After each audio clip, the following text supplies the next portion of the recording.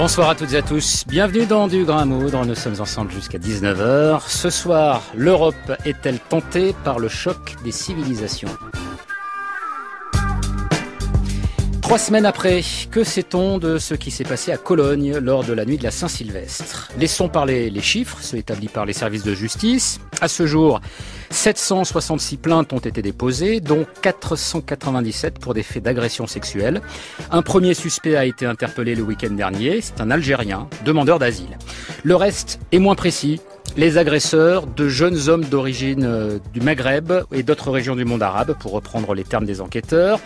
Quant au mode opératoire, rien de définitivement établi, malgré des indices laissant entendre que ces agressions en série auraient été organisées à l'avance. Alors il s'est dit et écrit beaucoup de choses depuis la révélation tardive des événements de Cologne.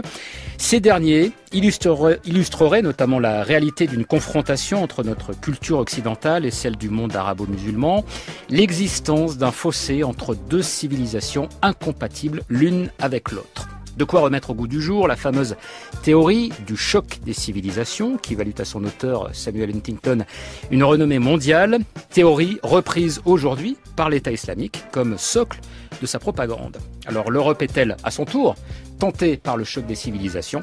C'est notre sujet du jour.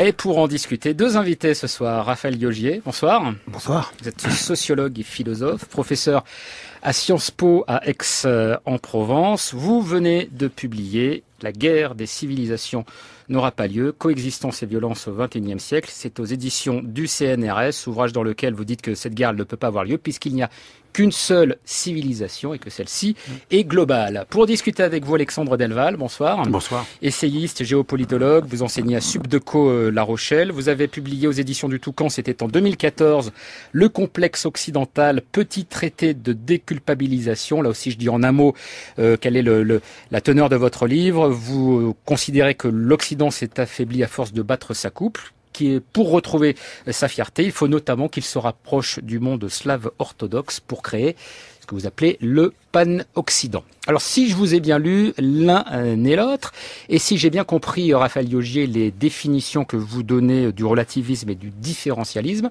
je serais tenté de dire que vous, ce soir, vous incarnez le relativiste et que Alexandre Delval serait plutôt du côté des différentialistes. Est-ce que ça vous va, en tout cas, pour vous ? Je demanderai à Alexandre Delval s'il se reconnaît dans cette... Oui, enfin, moi je me reconnais comme relativiste, si ce n'est que pas dans la définition du sens commun du relativisme. Puisque le relativisme, c'est pas tout accepter, bien au contraire. C'est considérer qu'il y a un fond commun à l'humanité.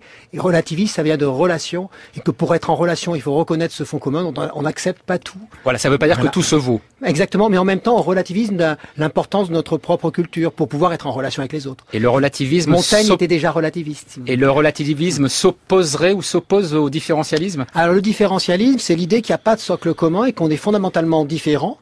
Et on est tellement, c'est pour ça que j'appelle ça la zoologie de la culture, qu'on est tellement différents que là, pour le coup, on peut accepter n'importe quoi dans notre culture, on peut la trouver soit magnifique, c'est l'orientalisme, parce que c'est l'autre, soit, si l'autre est parmi nous, alors on ne supporte pas l'hybridation et le mélange. Parce que c'est, pourquoi je parle de zoologie ? Parce que c'est un petit peu comme un zoologue qui pourrait admirer les bonobos ou les grands singes, mais pour autant, il ne voudrait pas que sa fille en épouse un. Alexandre Delval, est-ce que de ce point de vue, vous vous considérez comme un différentialiste ? Non, foncièrement non. Je me considère pas du tout comme différentialiste. Je pense que reconnaître qu'il existe des environnements culturels, des liens, pas des déterminismes, mais des influences de la religion, même quand elle est plus pratiquée, de la culture, de la langue, comme disent les professionnels de la sémantique générale, hein, on est parlé autant que l'on parle, tout cela est possible. Donc on peut être influencé par une culture, un environnement culturel ou religieux ou autre. Ça ne veut pas dire qu'on est foncièrement différentialiste. On reconnaît des influences. Moi, j'allais dire, je vais faire un petit peu le modéré, mais je me retrouve entre les deux. Je me retrouve ni dans l'un ni dans l'autre. Je pense qu'il est possible de réconcilier les contraires. On n'est pas toujours obligé de choisir entre blanc et noir. En ce sens, je suis plutôt pour Lao Tse, hein, et pour un peu le yin et le yang. En même temps, en lisant votre livre, Alexandre Delval, je trouvais qu'il y avait quand même un certain nombre d'indices qui correspondaient à ce qu'on appelle donc le différentialisme, c'est-à-dire à la fois reconnaître qu'il y a plusieurs civilisations, que toutes les civilisations méritent d'exister, mais que la nôtre, je dis la nôtre puisqu'on est tous des occidentaux ce soir, si tant est que cette formulation est un sens, a quand même des valeurs, a inventé les plus belles choses finalement de l'histoire de l'humanité. Donc c'est bien une forme de différenciation. Alors oui, je préfère. Vous voyez, c'est le isme qui annule le mot. Le isme me déplaît. Par contre, qu'il existe des différences, bien sûr, les différences. On fait même l'éloge des différences, y compris chez les relativistes modérés. Ce qui fait la spécificité du différentialisme par rapport au relativisme, c'est que le différentialiste, lui, n'accepte pas, refuse la fécondation. Il pense qu'il ne peut pas y avoir de fécondation mutuelle et que donc il faut rester à distance, parce que si on n'est pas à distance, ça provoque un choc, un clash. C'est pour ça qu'en réalité, Huntington a été influencé par les anthropologues différentialistes. Mais il a appliqué le différentialisme, notion très anthropologique, à la politique internationale, en disant il y a des sociétés qui sont incompatibles les unes avec les autres, donc il faut qu'elles restent à distance, il faut qu'elles vivent dans leur jus. C'est une forme d'apartheid à l'échelle internationale, développement séparé. Et c'est là que moi je me distingue de Huntington, même si on m'a accusé d'être proche de ses idées, quand dans son dernier livre, Qui sommes-nous ? Lorsqu'il dit qu'il y a une incompatibilité entre des latino-américains et des WASP anglo-saxons, tout à fait d'accord. Je suis un peu entre les deux. Moi, je suis comme vous, aixois, je suis latin. Je vois pas en quoi il est impossible. La France a réussi à mélanger des Germains, enfin des Celtes, des Latins, et à faire une. Surtout que d'habitude, il est sur la religion. Il est sur la religion, et là on lui dit mais alors c'est des catholiques. Ah mais c'est pas pareil parce que c'est des catholiques, mais en même temps ils sont matinés de culture précolombienne, ce qui est assez bizarre. Voilà, oui, c'est vraiment. Alors que les Bretons sont également matinés de celtisme très profondément.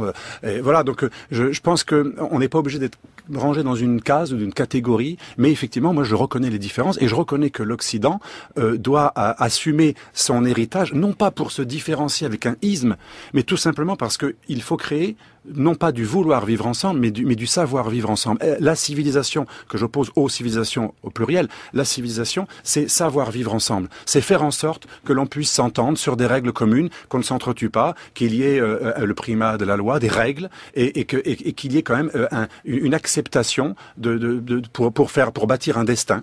Et ça, je pense que c'est pas du différentialisme, c'est ce que j'appelle le patriotisme intégrateur. C'est la patrie, mais pas fondée sur l'ethnie, la race, c'est la patrie qui intègre généreusement l'autre et elle lui dit tu peux partager telle valeur, tel socle, et c'est pas parce que tu es musulman ou bouddhiste que tu vas être insulté lorsque nous dirons que la France, l'Europe est d'origine judéo-chrétienne. Pour moi, les deux ne s'opposent pas. Toutes les différences, en tout cas, peuvent se diluer dans un vivre ensemble à partir du moment où on définit clairement ce que seraient justement les valeurs de ce vivre ensemble. Peut-être que alors pour préciser un petit peu vos positions à l'un et à l'autre, il faut qu'on se serve justement de ce qui a motivé finalement cette émission ce soir, puisque à la faveur des événements de Cologne à la Saint-Sylvestre, on a vu reparaître justement ces questions. Alors à la fois le choc de civilisation, de confrontation culturelle, de signes que l'Allemagne ayant accepté finalement des gens trop différents d'elle sur un plan justement culturel voire anthropologique, elle se retrouverait confrontée à une incapacité de les intégrer dans sa société, et ça traduirait le fait que il y a des gens qui ne peuvent pas se fondre dans nos valeurs. Quelle est votre lecture à vous, Raphaël Liogier, de ces événements ? Moi, ma lecture, c'est que justement, c'est une des caractéristiques de la civilisation globale, parce que comme vous l'avez dit dans le sous-titre de mon livre, je dis, on a le sentiment que c'est une bonne nouvelle, la guerre des civilisations n'aura pas lieu, mais coexistence et violence au XXIe siècle. Ça veut dire qu'il y a un retournement de la violence, dans la mesure où aujourd'hui l'ennemi, le barbare, ne peut plus être resté cantonné de l'autre côté de la frontière. Il y a une perméabilité, une grande intensité.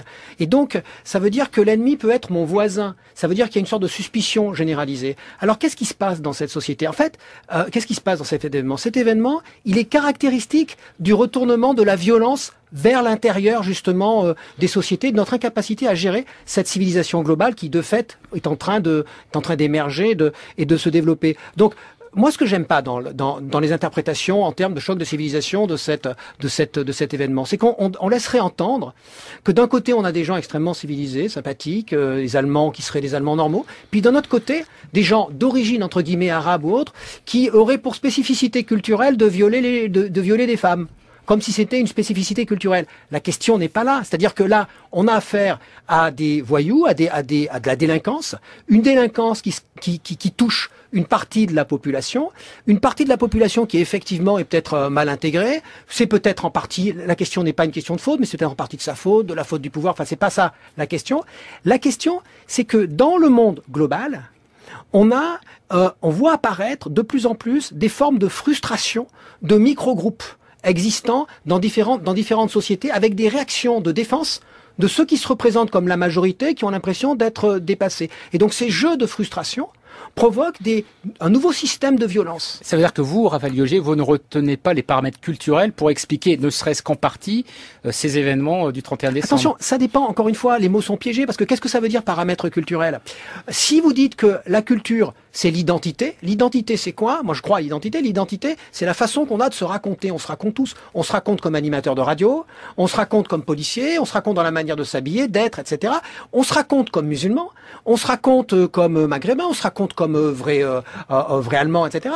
Et donc ça veut dire qu'à un moment donné, il y a des gens qui se racontent d'une certaine manière, et peut-être qu'ils sont pas reconnus comme ce qu'ils voudraient se raconter. Et quand on n'est pas reconnu comme ce qu'on voudrait se raconter, c'est ce qu'on appelle la stigmatisation. Quand on est regardé autrement. Par exemple, un handicapé qui est regardé comme un handicapé, qui est regardé comme différent. Et donc la confrontation de ces narrations, c'est-à-dire de ces identités, ça provoque de la violence. Une violence parfois extrêmement forte et difficilement gérable. Alexandre Delval, quand on vous a appelé pour vous inviter et pour savoir déjà une première appréciation des événements de Cologne, vous nous avez parlé d'un clash de civilisation interne. Ah oui.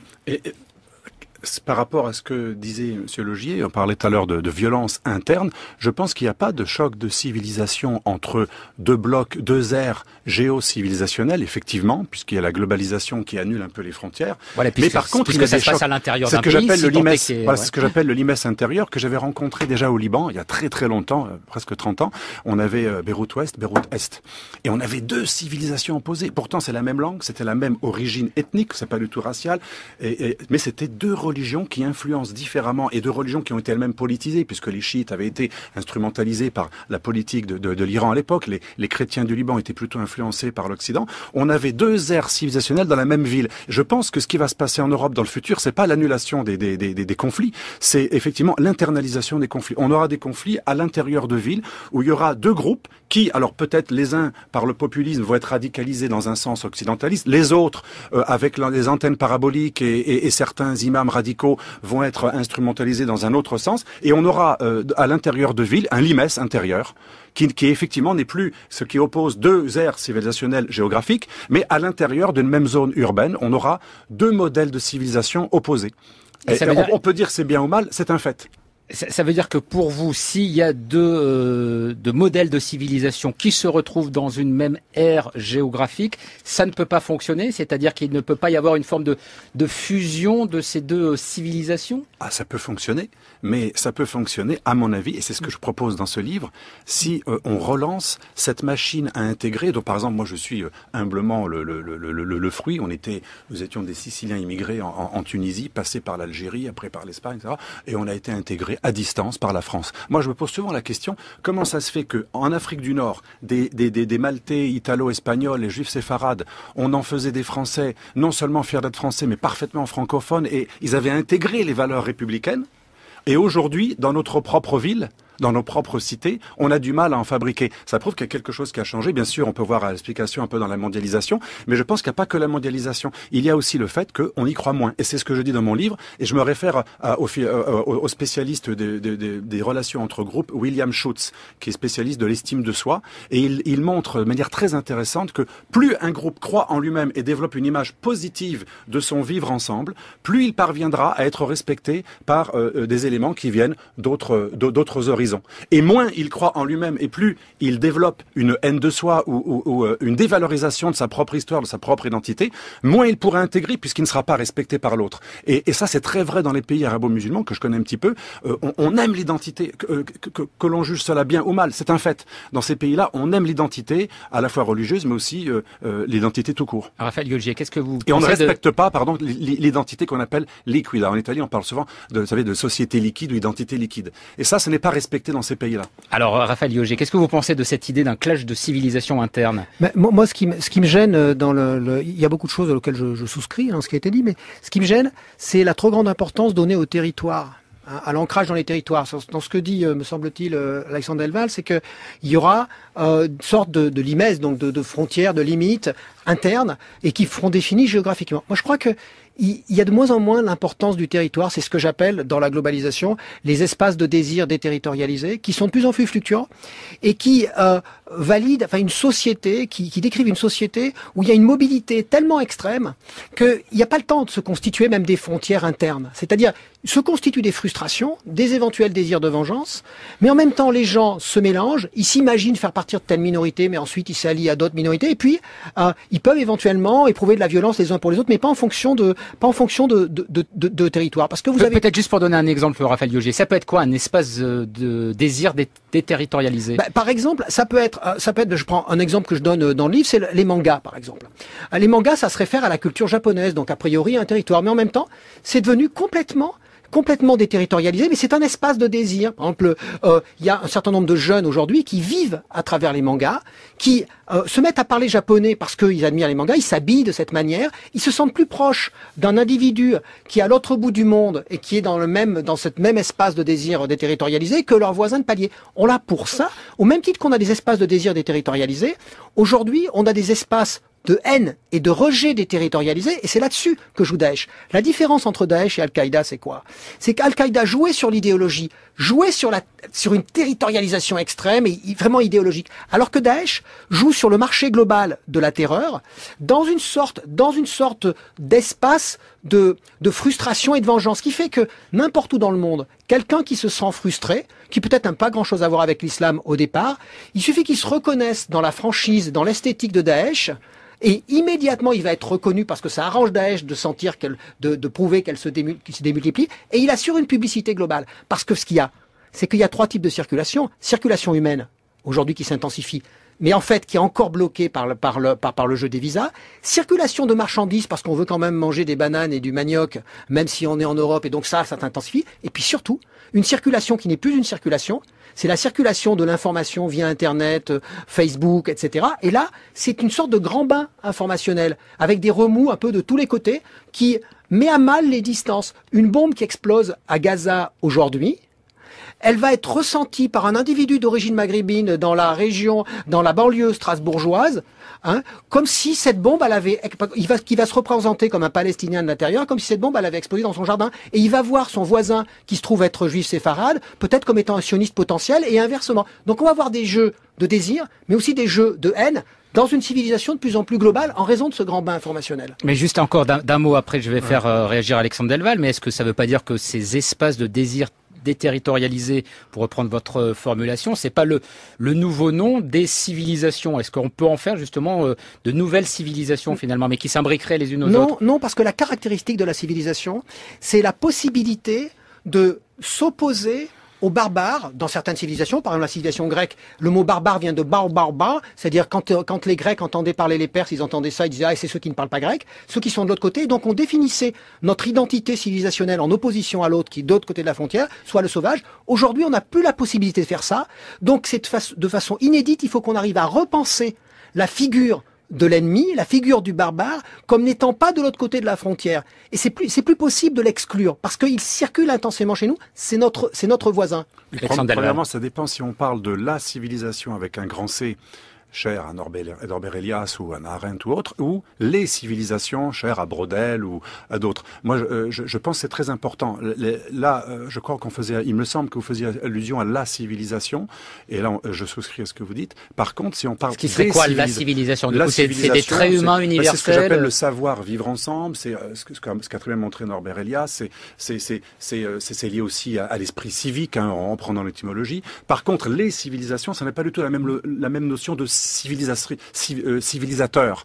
Ce n'est pas la même chose. Les civilisations, c'est un élément beaucoup plus objectif. Ce sont des aires géographiques, mais aussi pas forcément que géographiques, aussi culturelles, religieuses, où il y a des modes de vie qui sont différents d'autres modes de vie. Je pense que c'est très important de distinguer la civilisation des civilisations comme l'ont fait Marou ou d'autres. Mais autre chose, vous parliez des banlieues de Strasbourg. Je pense que finalement on se rejoint. On pourrait croire qu'on se repose, mais quand vous dites que quand on tue un Palestinien à Gaza, on le ressent très très mal, effectivement, et on en consomme même un antisionisme, voire un anti-judaïsme dans une banlieue de Strasbourg. Ça montre que c'est pas totalement déterritorialisé, puisque cette banlieue, elle est territoriale. C'est bien un endroit.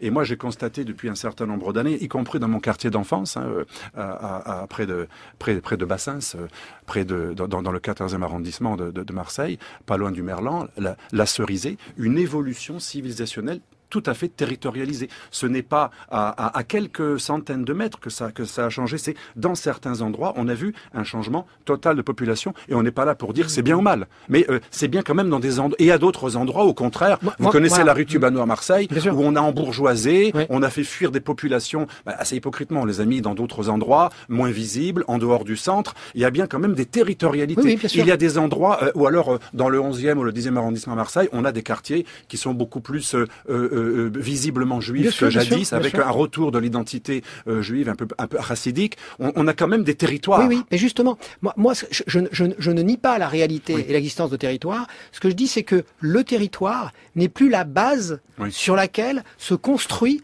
ce que j'appelle moi le désir d'être, c'est-à-dire le désir de devenir. Mais par contre, les territoires ensuite sont remobilisés. Par exemple, même quand je parlais des mangas, je disais bien que ça part d'un territoire, c'est le territoire japonais. Et ça rend désirable le territoire japonais à partir de cet espace déterritorialisé que sont les mangas.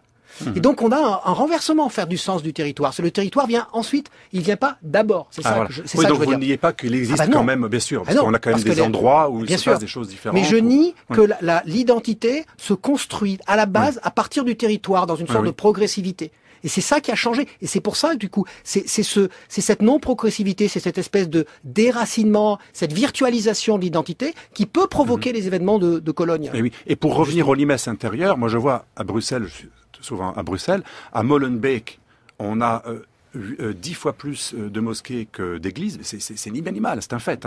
C'est lié aussi à une évolution de population. Et on a pas mal de mosquées assez radicales. Et on a, en dehors des mosquées, je connais la différence que vous faites entre djihadisme et fondamentalisme, il y a aussi des milieux un peu, je dirais, voyoucratiques qui ont été récupérés par des djihadistes. On a quand même un endroit qui est très très net, qui est très visible, qui est reconnu par tous les experts comme Claude Moniquet ou autres, où on a un mélange à la fois de délinquance, de phénomènes migratoires et de fondamentalisme, voire de radicalisme religieux. Mais Alexandre Delval, et pas très loin de là, on a les zones européennes où il y a plein de fonctionnaires européens et on est dans l'Europe boboland, nomade bourgeois, très globalisé. Ça n'a rien à voir. On a deux civilisations totalement différentes entre Molenbeek et Ixelles ou Woluwe. Moi, je les appellerais pas civilisations, évidemment, mais je comprends ce que vous voulez dire.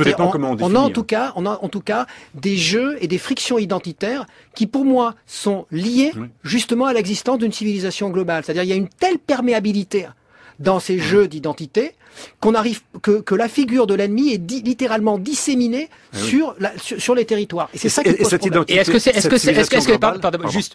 que c'est justement cette dilution, Raphaël Liogé, et j'ai aussi une question pour vous, Alexandre Delval, mais est-ce que c'est cette dilution qui expliquerait, et c'est finalement cette difficulté à ce que vous dites d'ailleurs dans votre livre, à nommer l'autre, c'est-à-dire l'autre, c'est pas seulement justement quelqu'un qui vient de l'extérieur, l'autre c'est quelqu'un qui est de l'intérieur, qu'on finit par ne plus voir, sauf peut-être justement quand il y a des problèmes où il finit justement par réapparaître de manière beaucoup plus claire. Mais est-ce que c'est ce qui pourrait expliquer qu'aujourd'hui on retrouve de plus en plus justement dans les commentaires cette idée d'un choc des civilisations, parce qu'on a besoin de nommer quelque chose qui nous met un peu mal à l'aise? La réalité des choses, pour moi, c'est que le choc des civilisations, c'est un produit, c'est presque la preuve qu'il y a une civilisation globale. C'est-à-dire que la notion même de choc des civilisations n'est possible que justement parce c'est une rhétorique de la civilisation globale, si vous voulez. C'est que... allez dire ça à l'État islamique qui joue justement sur le choc des civilisations. Je suis pas sûr qu'il soit persuadé qu'il y ait une civilisation globale. Mais l'État islamique, la thèse du choc des civilisations, c'est son marketing dans la civilisation globale. C'est-à-dire, c'est pour mobiliser des frustrations, pour que des individus qui peut-être n'ont rien à voir avec l'islam, quand on le voit, des djihadistes français qui ont opéré, qui ont été terroristes sur le sol français, leur point commun, c'est d'être des gens qui étaient en gros des cas hydratés, soit dans la drogue, soit dans même la pornographie pour les frères Kouachi, soit en ayant voulu rentrer dans la Légion pour ce qui est de Mohamed Merah, des gens qui n'avaient rien à voir avec l'islam. C'était désirable pour eux de devenir djihadistes parce qu'ils avaient un compte à régler, et comme l'islam a une image antisociale, donc opposé à notre civilisation, c'est devenu désirable pour eux pour cette raison. C'est-à-dire que c'est le marketing de Daesh qui projette l'idée de choc des civilisations parce qu'on est dans une civilisation globale qui fonctionne sur le marketing global. C'est ça Alors oui, récemment, Alexandre un salafiste à Bruxelles me disait, très sympathique par ailleurs, il me disait, moi je pense qu'aujourd'hui, vous avez tous intérêt à adhérer à l'islam si vous êtes contre le complot de la globalisation. Et il m'expliquait qu'il y avait un Macworld, un peu comme dit Benjamin Barber aux États-Unis. Il y a un Macworld, un mélange de culture Benetton, de capitalisme occidental, etc., qui serait bien sûr géré par un complot judéo-maçonnique.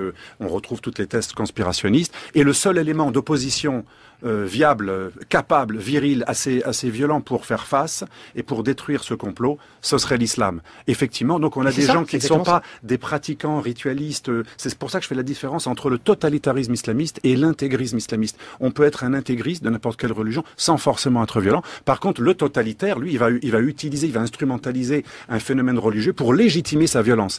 Et c'est là qu'apparaît effectivement, ça a quand même à voir avec l'islam, mais en tant que système légitimateur de la violence qui pouvait être désirée avant même, effectivement, la référence à l'islamisme. Et pas en tant que modèle de civilisation qui aurait une vocation à l'universalisme? Alors ça le devient, parce que moi je pense qu'il y a un conflit d'universalisme aujourd'hui. Il y a le conflit entre l'universalisme occidental, je dirais, autonome, qui propose une autonomie de l'homme par rapport à Dieu, et il y a un universalisme hétéronome qui, lui, est fondé sur les lois divines. C'est un clash total je pense pas qu'il y ait un clash de civilisation avec la Chine, qui est très particulariste, avec l'Inde, avec son système tout à fait inclusif. Je pense que ce sont les religions exclusives, universalistes, d'origine monothéiste, mais pas le judaïsme parce qu'il n'est pas prosélyte. Les deux grandes religions monothéistes ont produit aujourd'hui cette réislamisation que l'on constate, qui est quand même liée à l'islam, et de l'autre côté, l'Occident chrétien laïcisé qui a donné lieu à cet Occident droit de l'homiste. Et il y a un clash total entre ces deux visions du monde parce que l'une est religieuse,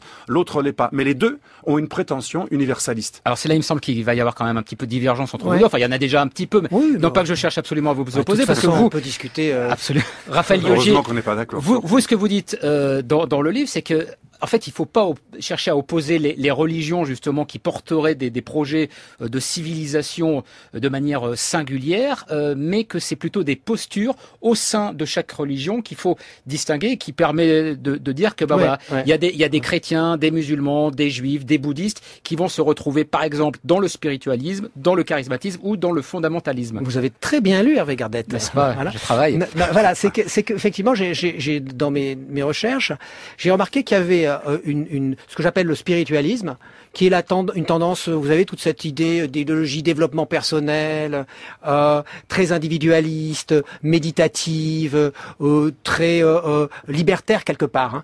Et ça se développe surtout dans les sociétés industrielles avancées, les plus riches de la planète, à travers le bouddhisme occidentalisé. Mais en fait, ça touche tout le monde, c'est-à-dire ça touche même le christianisme. Maintenant, il y a des monastères chrétiens qui sont mis à disposition pour des stages de développement personnel chrétien. Enfin, ça touche à peu près tout le monde, comme une sorte de force qui est en train de transformer les religions. Mais on le retrouve aussi dans l'islam, avec des formes de néo-soufisme et des gens qui, dans certaines classes sociales, disent qu'ils pratiquent la prière comme si c'était du yoga, etc. Moi, je l'ai vu à plusieurs reprises. J'ai fait des études sur ce sujet. Et puis à côté de ça, vous allez avoir ce que j'appelle le charismatisme, qui touche surtout des individus pauvres, parce que c'est la proposition qui est d'une sorte de prospérité immédiate, offerte dans une sorte d'effervescence collective. C'est les mouvements néo-évangéliques qu'on trouve, néo-pentecôtistes, qu'on trouve surtout en Afrique subsaharienne, en Amérique latine. Mais en fait, on les trouve aussi dans le christianisme catholique avec le mouvement charismatisme proprement dit. On le trouve aussi dans l'islam avec des télécoranistes tels qu'il existait en Égypte. Et puis il y a le troisième mouvement. Le fondamentalisme. Le fondamentalisme qui, lui, c'est ceux qui ont celui qui fait quand même qui est le plus évident aujourd'hui, c'est quand même le fondamentalisme musulman. C'est celui qui fait le plus de bruit, c'est pour ça surtout. Alors que quand même la plus grosse progression religieuse de l'histoire de l'humanité, c'est les mouvements néo-évangéliques. Mais ça fait moins de bruit effectivement. Mais le fondamentalisme, lui, c'est des gens qui ont plus un problème de reconnaissance de soi. C'est en capital symbolique, comme dirait Bourdieu, qu'ils ont un problème. Et il se trouve que l'islam a un problème de reconnaissance de soi collectif, puisque depuis 1798, on peut dire qu'après l'entrée de Napoléon au Caire, c'est la première partie du monde à avoir été écrasée par l'occidentalisation, et c'est à partir de là qu'est né le néo-fondamentalisme, obsédé par l'Occident. Et donc, comme le fondamentalisme est dominant en raison de ce problème de reconnaissance de soi dans l'islam, eh bien, on a tendance à imaginer que islam égale fondamentalisme, et comme le fondamentalisme, ça s'oppose, c'est l'opposition, les fondamentalistes de tous bords, ils s'opposent en créant l'idée du choc. Un fondamentaliste protestant américain, d'accord ? Il semble s'opposer terme à terme avec un fondamentaliste musulman, alors qu'en réalité, ils ont mutuellement symétriquement besoin de leur opposition. Bon, Alexandre Delval, si on accepte cette grille de lecture, on ne peut pas en même temps défendre une idée d'un clash de civilisation lié aux deux grandes religions. Enfin, deux grandes religions, en tout cas, à ces deux grandes religions que serait le christianisme et l'islam. Je pense que le clash, il est entre deux civilisations à l'intérieur d'une même civilisation, si j'ose dire. Deux conceptions antinomiques au départ d'une même civilisation. Regardez l'islam. On a d'un côté un islam qui voudrait se retrouver dans son identité islamique, dans une logique indigéniste, pour se débarrasser de l'influence occidentale. Mais cet islam-là, aujourd'hui, est en conflit avec un autre islam, l'islam fondamentaliste et radical, qui veut utiliser cette prétention à retrouver son identité pour en fait opérer une nouvelle forme d'hégémonie, aussi hégémonique que le colonialisme qu'elle dénonce, qui est l'hégémonisme islamique, avec l'importation d'un islam salafiste qui est aux antipodes de l'islam malien, de l'islam berbère, du Rif, etc. Et là, il y a vraiment un choc à l'intérieur de l'islam. Et je pense que ce n'est pas rendre service aux musulmans que de leur dire il n'y a aucun aggiornamento à faire, il y a aucune... Je pense que... Et là, c'est notre maître Aix-en-Provence, Bruno Etienne, qui le disait dans l'islamisme radical. Il a quand même très nettement écrit dans ce livre que l'islamisme radical s'appuie, et c'est pour ça qu'il est difficile à combattre et qu'il est puissant, il s'appuie sur une légitimité qui est l'orthodoxie de l'islam sunnite. Il se trouve qu'à partir du 10-11e siècle, l'orthodoxie de l'islam sunnite a privilégié une lecture politique, théocratique et qui justifie la violence. Je m'excuse de le dire, mais c'est un fait. Souhaib Ben Cher le reconnaît lui-même. Ben Tounès, le président des scouts musulmans de France, qui est aussi un grand soufi, un très très grand savant de l'islam. Tous les grands savants de l'islam le savent. Et ça, c'est un choc interne à l'islam. Et ceux qui sont adeptes de la salafia, du retour aux ancêtres qui étaient les vrais musulmans par rapport à tout ce qui s'est passé ensuite, notamment la philosophie, l'influence juive, grecque, perse, tout ça est considéré comme nul et non avenu. Et on doit revenir à un islam bédouin. Malheureusement, moi je le vois même à Bruxelles ou à Marseille, cet islam bédouin, ce que j'appelle l'islam bédouin du 7-8e siècle, l'islam purifié, pur, étranger à toute l'influence polythéiste ou autre, eh bien cet islam-là, il est en train, grâce au pétrodollar de l'Arabie Saoudite, faut pas le nier, ou du Qatar, ou du Koweït, qui est souvent oublié, mais le Koweït est un des plus grands financiers de tous les mouvements à la fois fondamentalistes et violents, eh bien cet islam-là, il est en train de développer ses métastases dans le monde musulman. Il est en train de défigurer un certain nombre des millions de personnes dans un islam qui n'est même pas le leur. On est en train de leur imposer un islam totalitaire, alors qu'ils avaient un islam particulier, enraciné, localisé. C'est pour ça que c'est un choc de posture interne aux différentes religiosités, et puis finalement pas un choc de civilisation. Il y a quand même peut-être un marqueur, et c'est aussi pour ça qu'on a fait cette émission ce soir, suite aux événements de Cologne et aux agressions sexuelles dont ont été victimes de nombreuses femmes. Il y a d'ailleurs eu un certain nombre d'émissions aujourd'hui qui étaient consacrées aux violences faites aux femmes, et le rapport aux femmes, est-ce que ça c'est pas un marqueur qui ne rentre pas dans votre catégorisation, Raphaël Liogier? Non mais attendez, qu'il y ait des spécificités qui sont liées à des histoires particulières, et dans le rapport aux femmes, dans les mœurs, dans la nutrition, l'alimentation. Mais qui serait lié? Je vais pas. Justement, c'est ce que j'appelle justement les postures identitaires. Des postures identitaires qui, comme ça a été très bien dit par Alexandre Delval, c'est des postures qui ont été construites, mais qui ne constitue pas le tout d'une civilisation, son origine, etc. C'est-à-dire que aujourd'hui, on est face à des postures avec effectivement des individus qui vont. Il y a une sorte de néo-fondamentalisme, moi que j'appelle néo-fondamentalisme amish en Europe, antiterroriste, qui est pas forcément une bonne nouvelle non plus, parce que c'est des gens qui sont non violents, qui voudraient se comporter comme des bédouins du 7e siècle.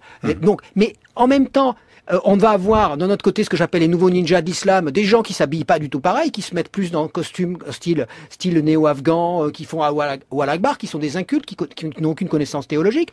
Dans les deux cas, on a des postures avec des individus qui ne se ressemblent pas du tout, Mais quand on est immergé dans la thèse du choc des civilisations, on fait des erreurs de diagnostic, comme notre Premier ministre actuel, Manuel Valls, qui va finir par penser qu'il y a une solution de continuité entre les uns et les autres, et en cela, il met en danger la sécurité des Français. Ce qui me permet de revenir à la question qu'on pose ce soir. L'Europe est-elle tentée par le choc des civilisations? Est-ce que vous avez l'impression aujourd'hui, Raphaël Yogier, que dans les décisions politiques qui sont prises par les pays européens notamment, il y a justement la marque d'une acceptation finalement de ce choc des civilisations et qui serait aussi une façon peut-être d'aller dans le même sens que ce que veut l'État islamique finalement? Mais, alors justement, c'est ça moi que je reproche aux discours que j'entends, que ce soit ceux de Manuel Valls ou de Marine Le Pen, c'est d'avoir instrumentalisé la laïcité comme étant, un instrument au service de la logique du choc des civilisations.